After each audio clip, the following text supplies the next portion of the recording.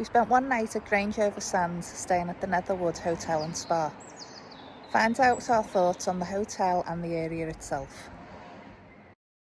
Actually booked this hotel 2 hours prior to leaving, so we really didn't know what to expect. The views on the drive up were stunning as always. The grounds looked amazing, but the hotel itself looked like something out of a period drama. Nestled into the hilltop overlooking Morecambe Bay.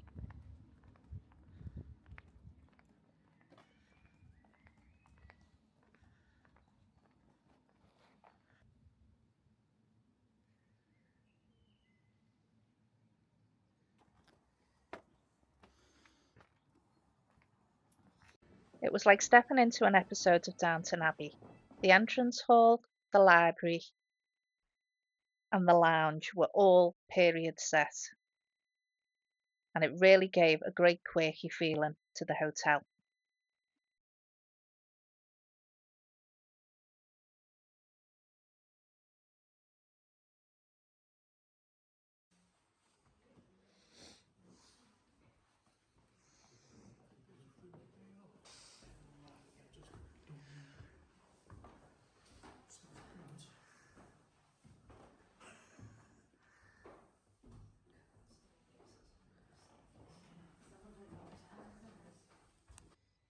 As I said, I'd only booked this 2 hours before, so hadn't realised that our room wasn't actually in the main hotel. It was in an outbuilding, but we certainly weren't disappointed. So, as well as the main hotel, there are several other buildings that are available for rent within the property, and I'm sure they are all as equally outstanding as what we had. And I would definitely look, especially at hiring the turret room, which looked amazing.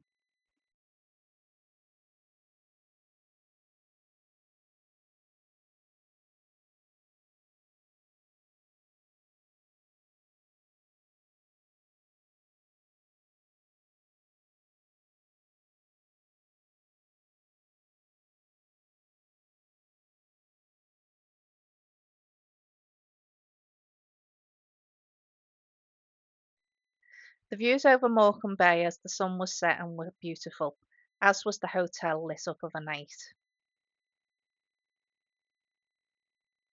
It really does look really grand.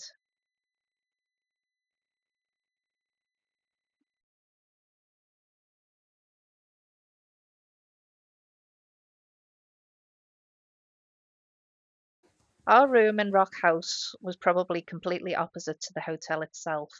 It was so light and so airy, but it had the most amazing views. The bed was super comfy and I had a great night's sleep, and it was a great sized room. But the winning point was definitely the view from this balcony. I could have stayed there all day.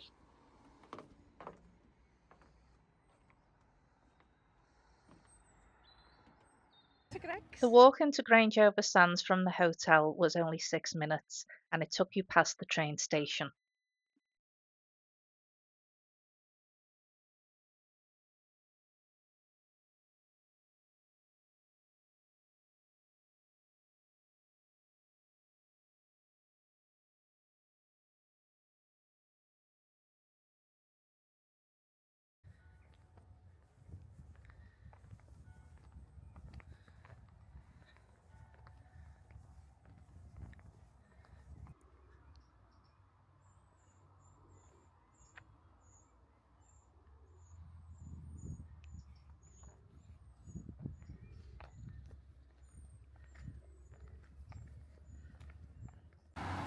Sadly, the town itself is very quiet. There are very few shops, and I only found two bars. One which we went to the night before, which is coming up just here on the left. There is a little path that you take down. I think it was called the Commodore. We did have a great meal there, and it was lovely to sit out in the evening.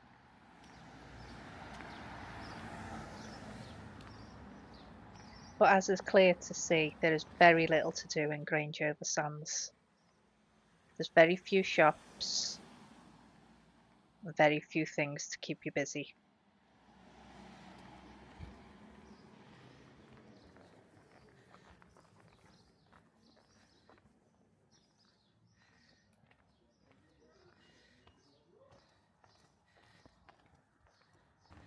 As you turn the corner, you come to another pub, the Keg and Kitchen, which we called into. Again, a nice, quiet little quaint pub. But what drew me back was this butcher's, allegedly selling the best sausage rolls and pork pies. So, needless to say, I had to buy some and see what they were like.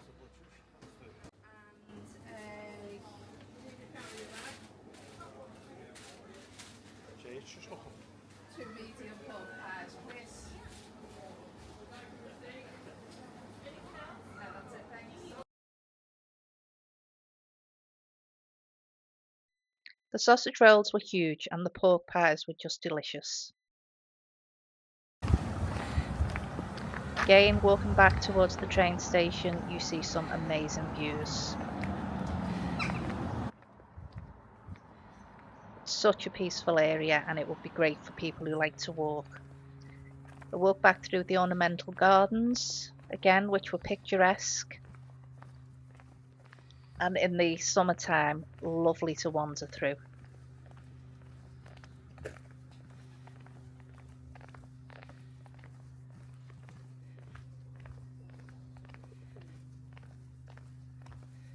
Yeah.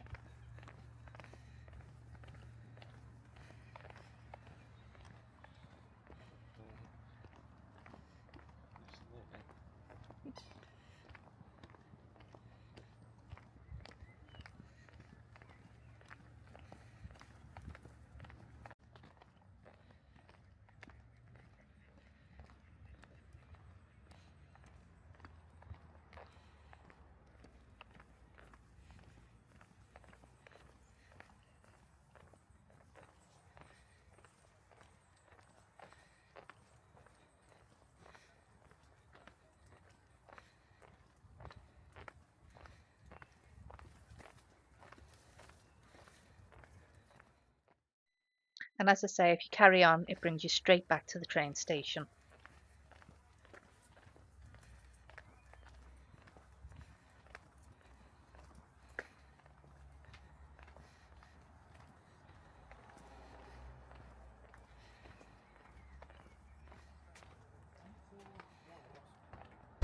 So after a little wander around Grange-over-Sands, there was very little to do, so I managed to jump the train from there to the next stop to Ulverston, and we're going to take a look around there.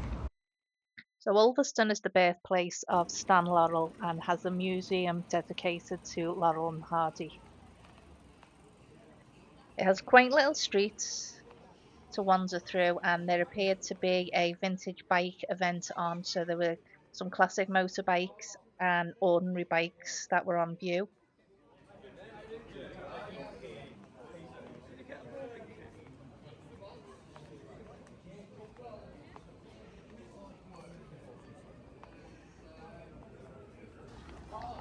Pretty painted buildings, and as I say, just lots of quaint little shops, more independent. There was also a food market that was really nice, and it was just a nice little place to wander around. A lot more going on than there was in Grange-over-Sands.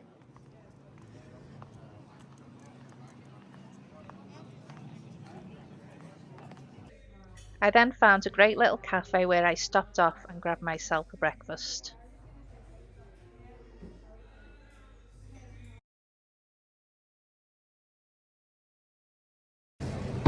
And just as I was leaving, the Ulverston brass bands were just coming to the square where they played several tunes and entertained a great crowd. It was really nice on a lovely summer's day.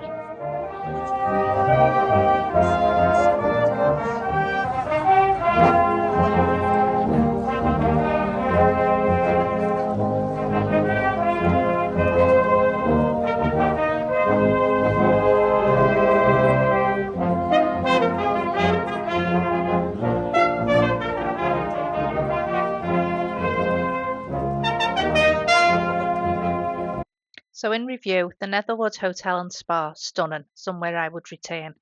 Grange-over-Sands, very little going on and not somewhere I would return to. Ulverston, again, a lot more going on than there was in Grange-over-Sands, but still not somewhere I think I would head back to. Glad I've been, but won't be returning.